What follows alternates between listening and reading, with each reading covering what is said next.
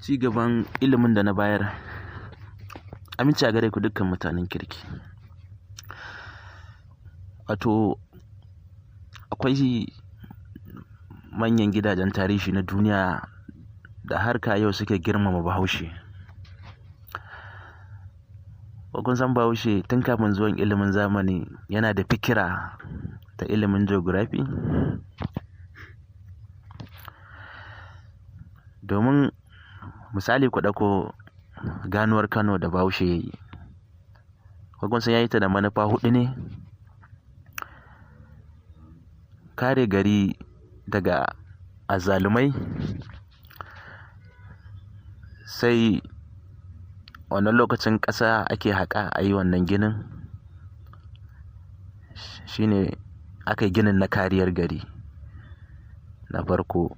Na biyu, inda aka haƙi ƙasar aka yi ginin zai ba da kogi ko in ce gulbi wanda ruwa zai kwanta ya samar da kifi da noman rani, sai kuma ya samar da yanayin damuna mai kyau.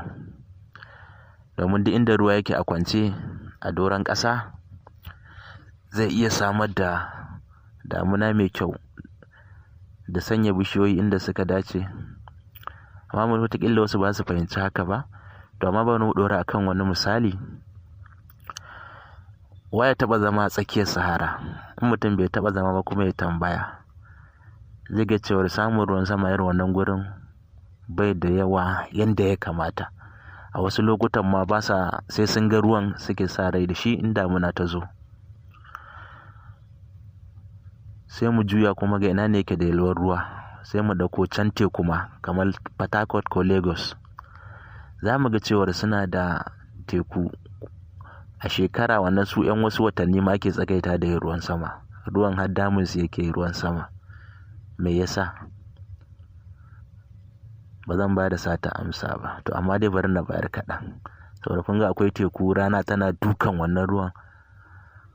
Ana samun ɗumamar yanayi wanda yake samar da ruwan sama. Duk wanda ya zauna irin wannan yankunan zai tabbatar da haka abin yake. Amma mutum bai je bai tambaya zai gano haka. To in muka dawo nan za ku ga cewar kaga tun kafin zuwan ilimin kimiyya ga Bahaushe ya san da wannan fikira tasa. Ya yi wa'annan abubuwan